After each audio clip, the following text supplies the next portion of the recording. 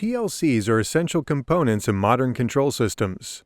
Understanding the basic components of a PLC is crucial when it comes to troubleshooting and maintaining these systems. In this video, we will review the fundamental components of a PLC and explore some basic and advanced troubleshooting techniques. Let's start by reviewing the basic components of a PLC that often need attention during troubleshooting. The first component of a PLC is the processor, or CPU. This is the brain of the PLC and is responsible for processing the logic and making output decisions based on the inputs received. The processor executes the code stored in memory and controls the operation of the I/O modules. Next, we have the power supply, which provides the necessary voltage and current to power the PLC and its components. Without a stable and reliable power supply, the PLC would not function correctly and can experience errors, faults, or even complete failure. I/O modules are responsible for communicating with the external devices in a control system. Input modules receive digital or analog signals from sensors and convert them into a format that the processor can understand. Conversely, output modules receive digital or analog signals from the processor and convert them into signals that can control devices such as motors or valves.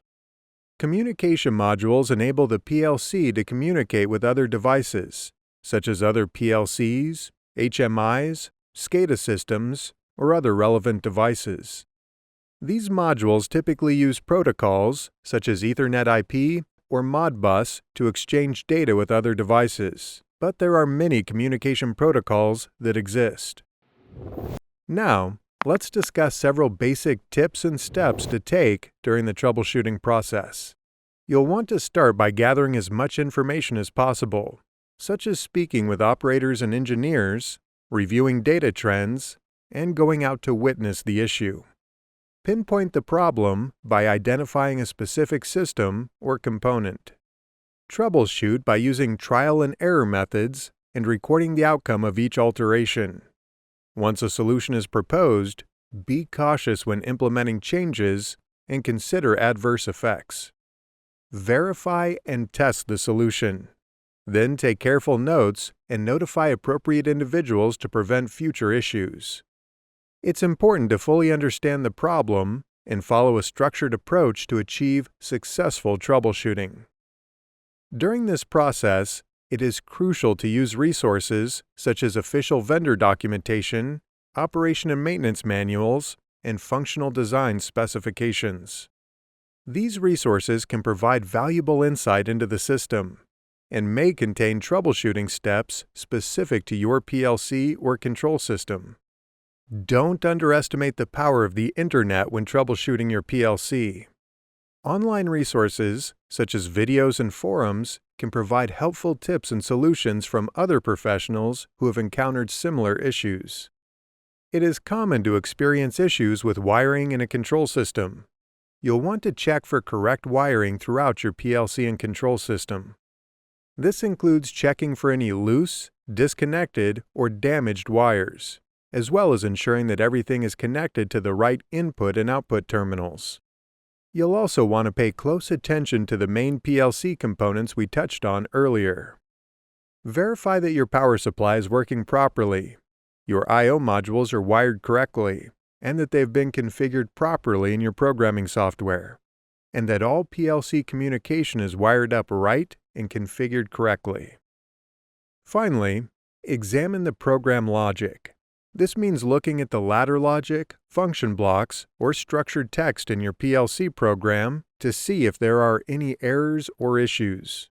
This can be a bit more complicated, but it's essential to identify any issues in the programming that may be causing problems.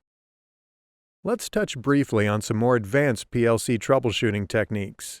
First up, let's talk about monitoring system behavior.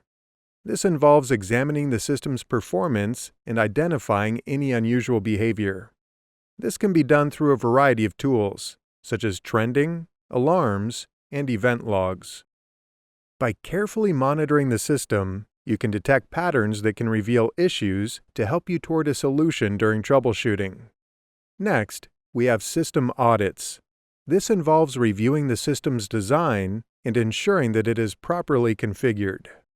This can be done by examining the system's documentation, checking wiring and cable connections, verifying settings on devices, and diving into the nitty-gritty details of the PLC program.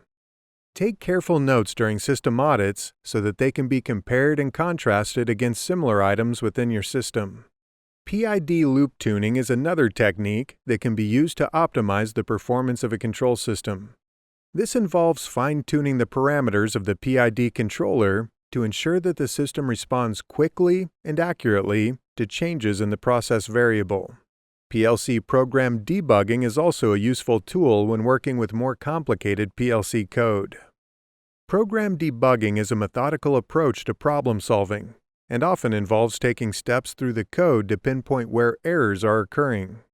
The various debugging tools available to use will depend greatly on the PLC brand and software that you are using. PLC troubleshooting requires a structured and methodical approach. Understanding the fundamental components of a PLC and how they work together is essential.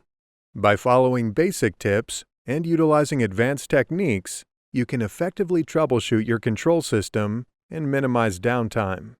Remember to gather information, use resources, check system wiring, examine program logic, monitor system behavior, perform system audits, fine-tune PID loops, and utilize PLC program debugging to help you diagnose and solve problems quickly and efficiently. If you want to learn more, be sure to check out our PLC troubleshooting courses, where we take a closer look at all the details of PLC troubleshooting. You can find the link in the video description.